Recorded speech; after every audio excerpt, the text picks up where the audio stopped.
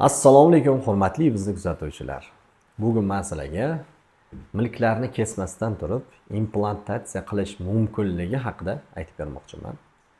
Ko'p holatlarda biz implantatsiya qo'yishimizni bemorlarga aytsak, bemorlar milklarini qirqilishligidan, ya'niki travmadan qo'rqishadi. Ya'ni og'riydi deb o'ylashadi yoki bo'lmasa milklarni kestirishni xohlashmaydi. Bunaqa holatlarda implantatsiyani milklarni kesmasdan ham o'tkazib qo'yish amaliyoti mavjud. Faqat buni ma'lum bir talablari bor.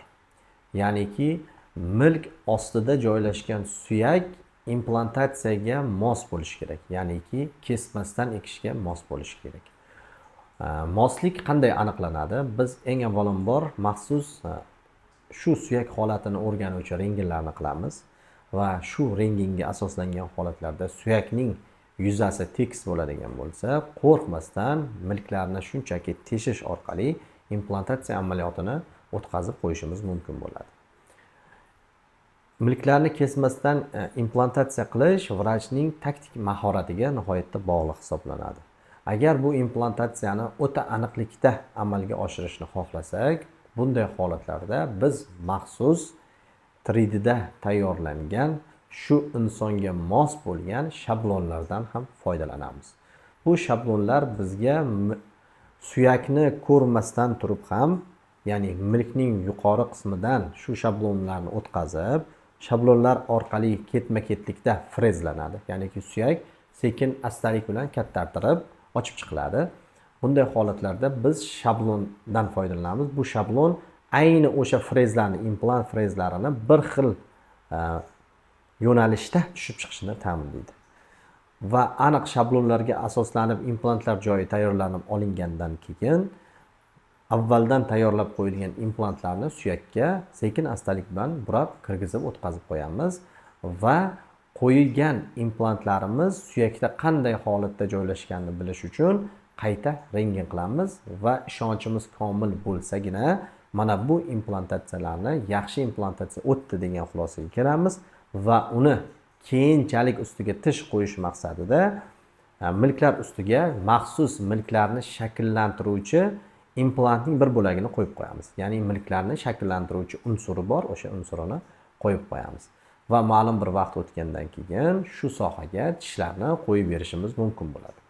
Agar biz implantatsiya o'tkazayotgan sohada implantlar nihoyatda suyakka yaxshi, mustahkam o'rnashgan bo'lsa, biz shu kunning o'zidayoq vaqtinchalik tish koronkalarini implantlar ustiga qo'yib berishimiz mumkin.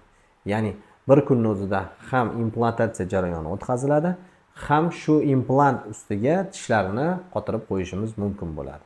Ana undan keyin doimiy koronkalarni bir necha oylardan keyin yoki bir necha haftadan keyin qo'yib berishimiz mumkin bo'ladi. Nima uchun implantlarni bir necha oydan keyin yoki bir necha haftadan keyin qo'yib berishimizning bir necha asoslari bor. Ya'ni biz buragan implantlarimiz suyakka mustahkam o'tirishiga, uni burilgan holatdagi qattiqligiga ham bog'liq bo'ladi. Va bundan tashqari implantlarni oddiy budjetli segmentdagi va premium klass implantlari mavjud hisoblanadi. Ba'zi bir implantlarni ustiga suyaklanish jarayonini oldinlatish maqsadida maxsus qobiqlar sepilgan bo'ladi. Bunday implantlarga biz bir necha hafta ichida tishlarni qo'yib bera olamiz. Oddiy implantlarda esa bu aytayotgan qobig'imiz bo'lmaydi va ularni suyakka bitib olishini ma'lum bir vaqt kutamiz. Ya'ni o'rtacha 60 kun biz sabr qilamiz va tishlarni qo'yishimiz uchun implantlar suyaklarga osteointegratsiya bo'lib birikib ketishini kuzatish maqsadida bemorni keyingi ko'riklarga chaqirishimizga to'g'ri keladi. Shunday qilib, implantatsiya hozirgi kunda rivojlanishi natijasida implantlarni, milklarni kesmasdan turib ham eksa bo'ladi. Bu degani barcha implantlarni, barcha insonlarda aynan shunday qilib implant ekamiz degani emas.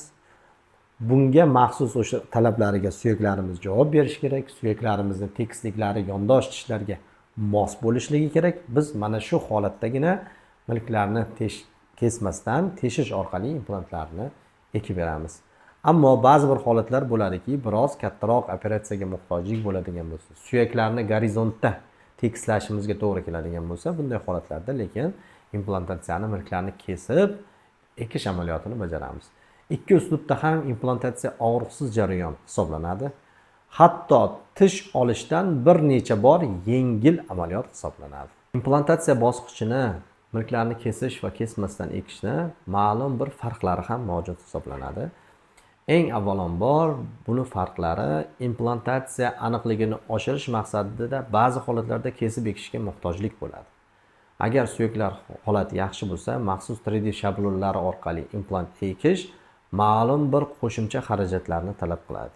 Ya'ni shu joyda implantatsiya frezlarini yo'naltiruvchi moslama, ya'ni 3D shablonlarni yaratishga qo'shimcha bemorlardan biroz mablag' talab qilinadi.